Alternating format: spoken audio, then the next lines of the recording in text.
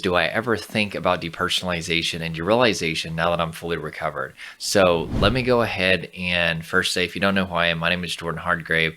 I created the Trauma Free Academy to help traumatized people heal using the power of their own body, as well as experience post-traumatic growth, which is where you grow from your traumas. This has been my story and the story of so many people that I've had the honor of working with. Trauma is a state of overwhelming stress, and depersonalization, realization are trauma coping mechanisms. So anyway, if you are struggling with anything related to that, click the subscribe button. Also click like if this video helps you. Comment something below.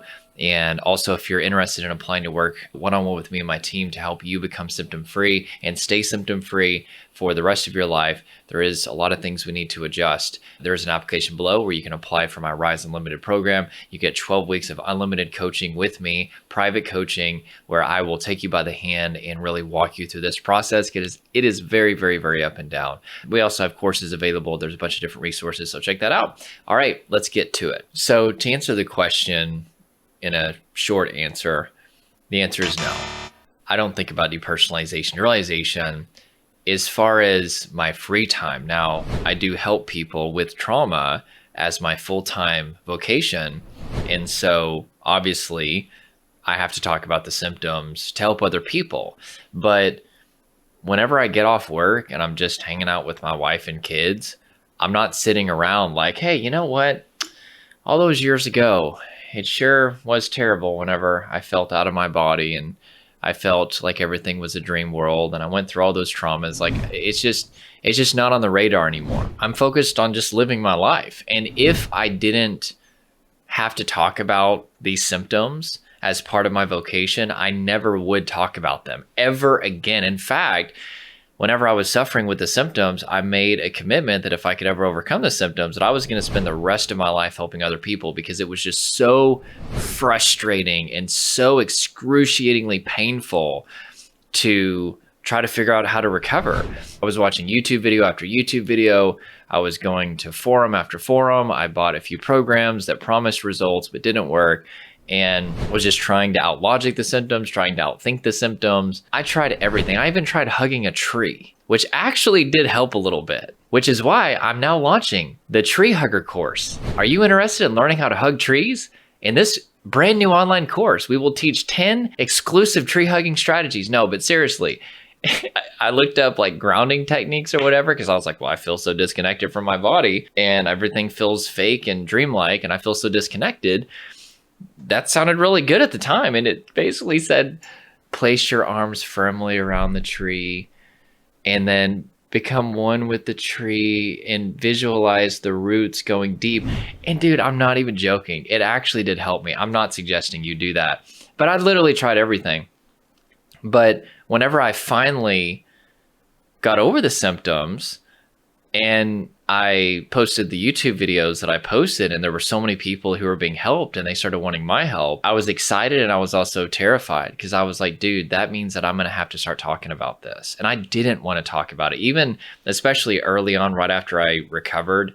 Talking about the symptoms was tense. It really was. Now it's fully desensitized and I can talk about it all day long. It doesn't bother me. But I didn't want to talk about the symptoms. I wanted to literally just move on with my life. And that's what people should do after they recover. And that's also one reason why it's so hard to get recovery interviews, because people just want to move on with their life. And somebody will say, hey, Jordan, I'm fully symptom free. And I'll be like, yay, can we do an interview? And they're like, no, I just don't really want to talk about it. And I'm like, yeah.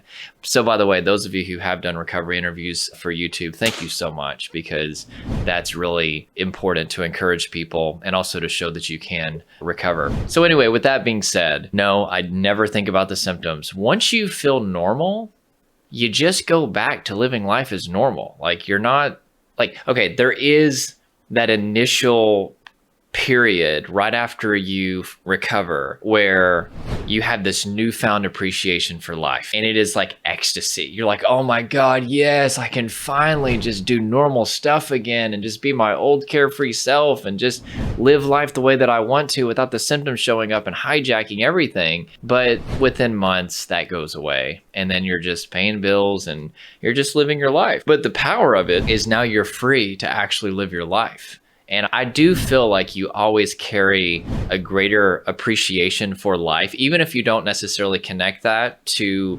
depersonalization, derealization, as far as when you suffered with it. I feel like just in general, you feel like you have a second start after you beat the symptoms that you will always carry with you, that sense of appreciation.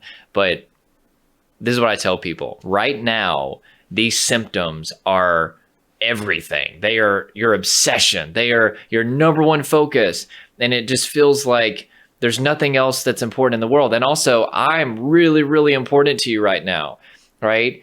Because I'm the guy that could help you get out of this. And, people will say all kinds of things to me sometimes. I'm like, dude, if you can help me get out of this, I'll literally, if I win the lottery, I'll give you just all the money and I'll do anything and all this stuff. And then after I help them recover, I become completely uninteresting, which I actually am very uninteresting. So that there's that. And so that's kind of reflective of reality. But seriously, I go from being like huge, like in their eyes, this most amazing person ever, to just being like, oh yeah, Jordan, he helped me out. But to give you for example, when my stepdaughter had a heart surgery where they had to sew up a hole in her heart, the months leading up to that, and then during the surgery, and then afterwards, that was all that my wife and I were thinking about. I mean, it was like all consuming. I mean, the surgeon had never had any issues before, thank God, and he was incredible.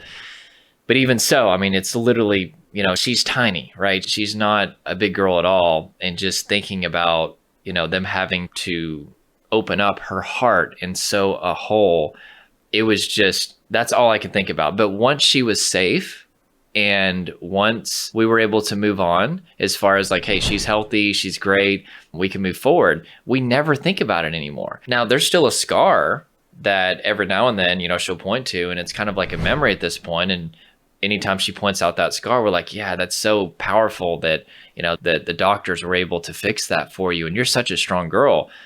And it definitely gives her a more optimistic view on life, because if we didn't live in a time where they had this surgery, who knows what could have happened. And that's kind of how it'll be with depersonalization, realization. Like, there'll always be a scar in your mind, just in terms of like, you will never forget that experience. If you think about it, like, it will go down as one of the hardest things that you've ever gone through.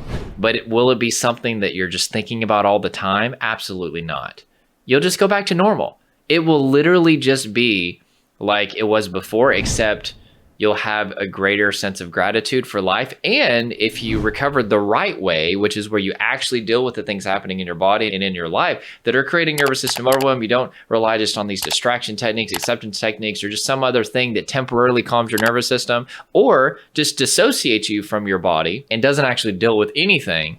Well, then you're going to have true, actual long-term recovery, which requires you to get really healthy. And so this is post-traumatic growth. You're going to walk away a much more healthier person, and you're going to be more in tune with your body. You're going to be able to be more resilient. You're going to get better sleep. Your diet's going to get better. You're going to have more goals in your life, and you're going to have better boundaries with people. That's a big thing that I work with people on as far as my clients, is like, we've got to set up some boundaries. In fact, I just got off a messenger conversation, a former client. She basically was having a 1-hour panic attack because she did not make the adjustments, or didn't keep the adjustments that we told her to make.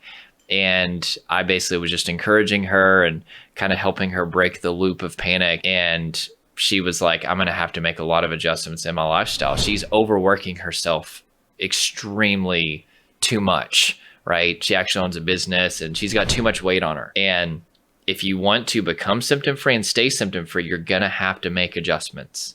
Okay, it's very, very important. Adjustments into staying in tune with your body, self-regulating, but also boundaries with people, with work, with life, to make sure that you're not pouring out more energy than you have to give. Okay, but anyway, no, I don't ever think of symptoms unless I'm talking about it, like on this video or with a client. I never think about it anymore. I don't want to think about it anymore.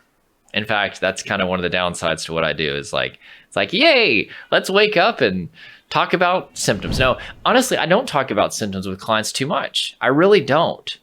Like, because the symptoms aren't the problem. The symptoms are like exhaust smoke in a car, right? I focus on shutting off the engine, which is done by changing what's happening in their body and changing what's happening in their life, setting up boundaries in their life, making lifestyle adjustments. We don't sit around and obsess about the symptoms. That's just going to make them more stressed.